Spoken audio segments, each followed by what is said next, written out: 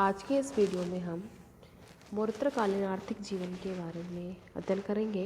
मौर्योत्तर एवं पूर्व गुप्त युग से हमारा तात्पर्य मौर्य साम्राज्य के पतन और गुप्त साम्राज्य के उत्कर्ष के मध्य 500 वर्षों से है। इस युग को शुंग सातवाहन कुषाण काल के नाम से भी जाना जाता है। लगभग एक शताब्दी पूर्व यह समझा जाता था कि मौर्यों के बाद भारत की आर्थिक स्थिति कमजोर रही, परंतु नवीन खोजों विशेष रूप से पुरातात्विक साक्ष्यों से यह स्थापित हुआ है कि मौर्योत्तर युग आर्थिक संपन्नता का युग था।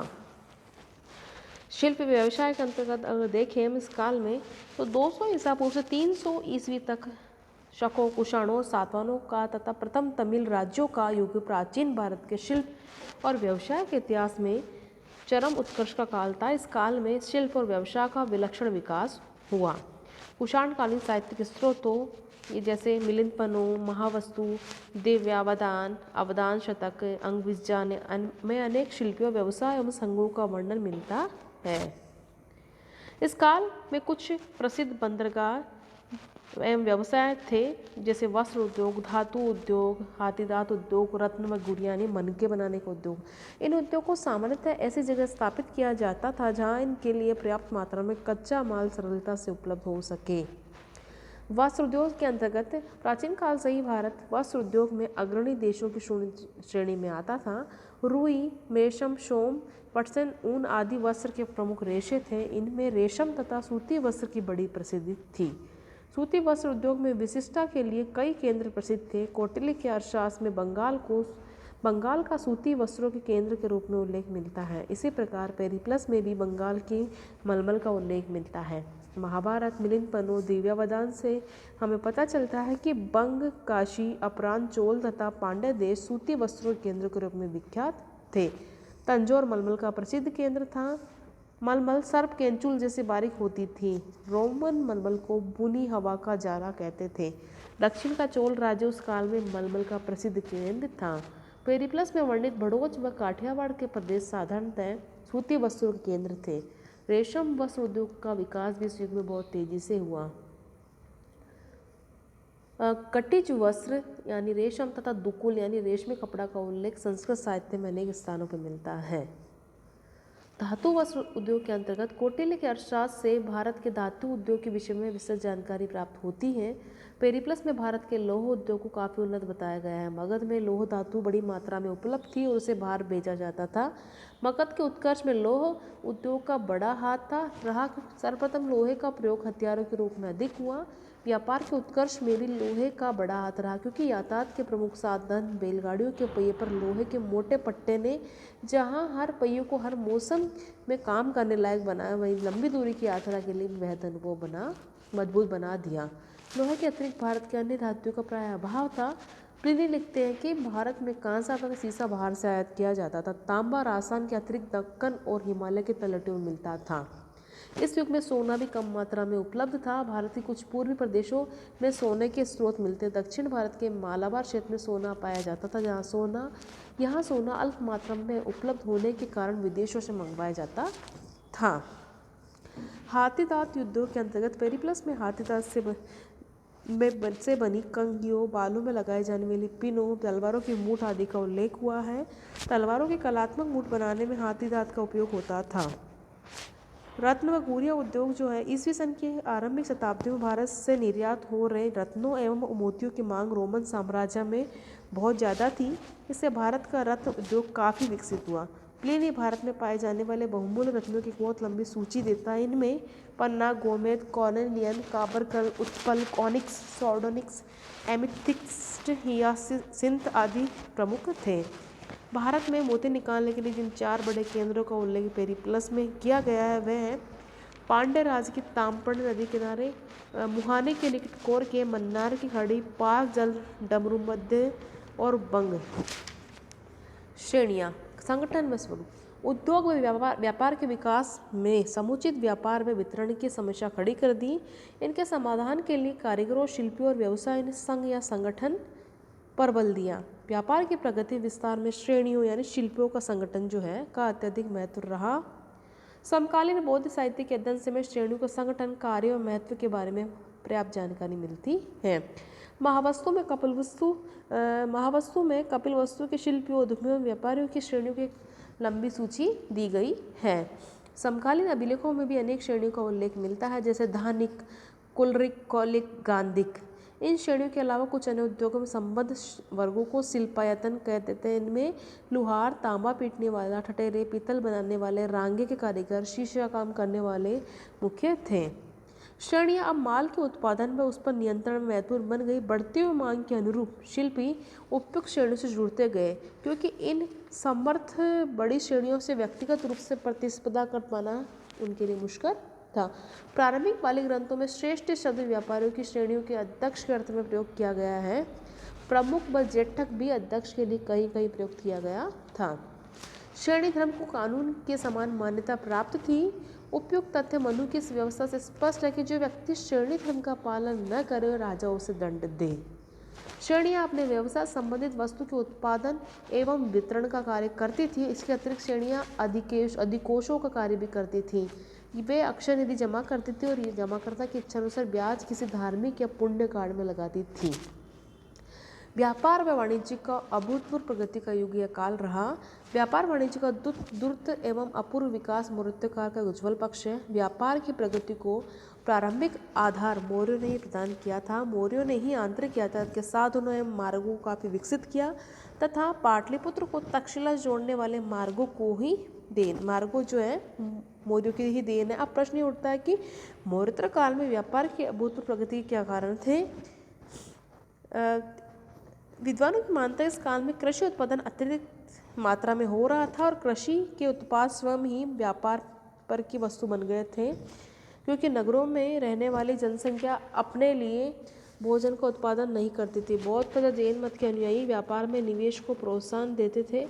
कुषाण साम्राज्य की शांति व्यवस्था भी इस काल की आर्थिक प्रगति में काफ़ी हद तक सहायक बनी। किसी भी साम्राज्य की स्थिरता वहाँ के व्यापार व वाणिज्य के विकास में काफ़ी हद तक सहायक होती है। मौर्योत्तर काल युग में व्यापारियों के दो प्रमुख वर्ग थे। वणिक जो कि एक स्थान पर बैठकर विक्रय करते थे। दूसरा सार्थ, एक स्थान से दूसरे स्थान पर माल लाने तथा ले जाने वाले लोग कहलाते थे। सार्थ शब्द का अभिप्राय समान अर्थ यानी पूंजी लगाकर चलने वाला व्यापारी। सार्थ बनाकर चलने वाले व्यापारी सार्थिक या सार्थवा कहलाते थे। इस काल की एक महत्वपूर्ण देन लेखपूर्ण एवं कलात्मक मुद्राओं का प्रचलन व विनिमय था। भारत में स्वर्ण मुद्राओं का प्रचलन कुषाणों से पूर्व ईरानी सम्राट डेरियस ने किया था। कुषाण शासक भीमकड़फिसिस द्वारा बड़ी संख्या में स्वर्ण मुद्राओं का प्रचलन किया गया। ऐसा संभवतः कुषाण शासकों के रोमन संपर्क के फलस्वरूप हुआ। इसी कारण हमें कुषाणकालीन सिक्कों में यूनानी तत्वों का अनूठा मिश्रण देखने को मिलता है। कुषाण ने स्वर्ण मुद्रा के अतिरिक्त तांबे व रजत मुद्राओं का भी प्रचलन किया, क्योंकि स्वर्ण मुद्रा का प्रयोग रोजमर्रा के लेन देन में नहीं होता था। टकसाल कला का विकास भी इस काल की अन्य महत्वपूर्ण देन है। कुषाण सिक्कों की बनावट व योजना पल्लव सिक्कों की अपेक्षा काफ़ी सुधरी हुई है। कुषाणकालीन ठप्पा बनाने की कला से पश्चिम शैली का स्पष्ट अनुकरण दिखाई देता है। भीमकड़फिसिस, कनिष्क, हुविष्ठ तथा वासुदेव के सोने के सिक्कों की परीक्षा करके कनिंघम इस निष्कर्ष पर पहुंचे कि कुषाणों के सोने के सिक्कों की औसत तौल 243 ग्रेन है। 200 ईसा पूर्व से 300 ईस्वी तक का काल शहरों की संख्या में वृद्धि की दृष्टि से अत्यधिक संपन्नता का काल माना जाता है। शिल्प और वाणिज्य में प्रगति और मुद्रा के अधिकाधिक प्रयोग के फलस्वरूप इस काल में अनेकानेक नगरों की वृद्धि हुई।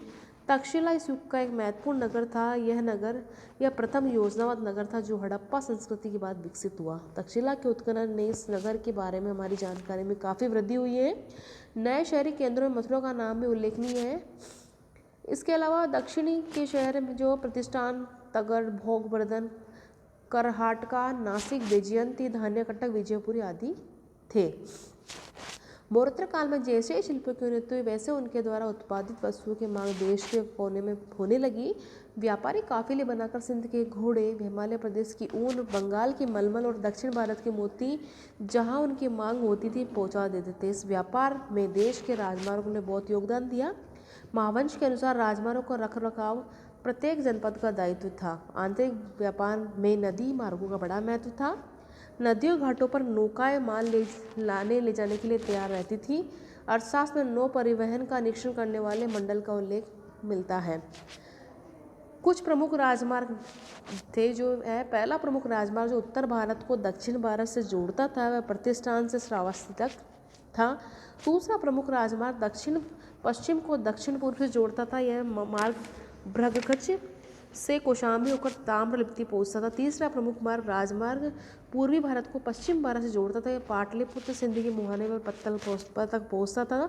चौथा प्रमुख राजमार्ग चंपा से पुष्कलावती पहुंचता था, यह मार्ग पांचाल के प्रसिद्ध नगर कंपिले और मद्र के प्रसिद्ध साकल होकर दक्षिणा पहुंचता था। पांचवा प्रमुख राजमार्ग भ्रगकच से पुष्कलावती जाता था। कश्मीर और हिंदूकुश से इस मार्ग द्वारा बालछड़ विदेशों को भेजने के लिए भ्रगकच लाई जाती थी। इस काल में जो है बंदरगाहों का भी विकास हुआ। विदेशों के साथ व्यापार के कारण ही मौर्योत्तर काल में दक्षिणापथ के पूर्वी तथा पश्चिमी किनारों पर अनेक बंदरगाहों का विकास हुआ। पेरिप्लस में सिंधु नदी के मुहाने से गंगा के डेल्टा तक 22 बंदरगाहों की सूची दी गई है। टालमी 40 पत्तनों का वर्णन करता है। सिंध नदी के मुहाने में बेरिकम और इसके दक्षिण में पत्तल का बंदरगाह था। गुजरात में भ्रगकच, महाराष्ट्र तट पर शुपारक यानी सोपारा और कल्याण थे। दक्षिण महाराष्ट्रीय तट पर चोल और पारीपतन के प्रसिद्ध बंदरगाह थे। इसके अतिरिक्त पूर्वी तट पर कावरीपत्तनम तथा रेकमेडू बंदरगाह थे। कावरीपत्तनम बंदरगाह कावेरी नदी की उत्तरी शाखा के डेल्टा पर स्थित था। यह यहाँ का सबसे प्रसिद्ध बंदरगाह माना जाता था। तमिल तट पर मसूलीपट्टनम बंदरगाह था। उड़ीसा तट पर स्थित घंटसाल बंदरगाह के जहाज पूर्वी द्वीप समूह जाते थे। इस काल में जो है विदेशी व्यापार भी बहुत अधिक रहा। भारतीय लोगों के विश्व के अन्य भागों से संपर्क अत्यंत प्राचीन काल से चले आ रहे हैं। भारतीयों ने यह संपर्क व्यापार, राजनीतिक प्रभाव और सांस्कृतिक आदान प्रदान द्वारा कायम किए। इस क्रम में दक्षिण पूर्वी एशिया के द्वीपों में भारतीय उपनिवेश भी कायम हुए। चौथी सदी ईसा पूर्व के अंतिम चरण में सिकंदर के आक्रमण और तत्पश्चात भारत में मौर्य साम्राज्य की स्थापना से यूनान और भारत से सीधा संपर्क कायम हुआ और भारत के व्यापारी मिस्र और पश्चिम के अन्य देशों के साथ स्थल और जल दोनों मार्गों से व्यापार करने लगे। मध्य एशिया से और चीन से संपर्क रहा। इस काल में मध्य एशिया में भारत के व्यापारी काफिले हिंदुकुश पर्वत पार कर बैक्ट्रिया की व्यापारी मंडी तक जाते थे। यहाँ पर चीन, भारत व पश्चिमी देशों के आने वाले रास्ते मिलते थे। यहाँ माल का आदान प्रदान होता था। फिर पण्य वस्तुएं बेड़ों पर लादकर ऑक्सस के बहाव द्वारा कैस्पियन सागर तट तक ले जाई जाती थी। यहीं से कुछ माल नदी मार्ग व स्थल मार्ग से यूजिन भेजा जाता था। पूर्व में पामीर के पठार के आगे गोबी मरुस्थल के पार चीन साम्राज्य सीमाएं तक यहाँ से माल पहुँचता था। इस प्रकार जो है कुल मिला के निष्कर्ष में कहा जा सकता है कि ईसा पूर्व की दूसरी शताब्दी से तीसरी शताब्दी ईस्वी के बीच भारत व्यापारिक एवं सांस्कृतिक दृष्टि से सभ्य विश्व के केंद्र में अवस्थित था। इसके पूर्व में दक्षिणी एशिया के देश और चीन थे जो तथा पश्चिम में ईरान और रोम के साम्राज्य थे। निसंदेह ये युग आर्थिक समृद्धि का युग था। व्यापारिक गतिविधियां इस काल में शिखर पर थे और विदेशों में भारतीय वस्तु और उत्पादों की बढ़ती मांग को पूरा करने के लिए कृषि, उद्योग, धंधों, व्यापार, वाणिज्य में अत्यधिक प्रगति हुई।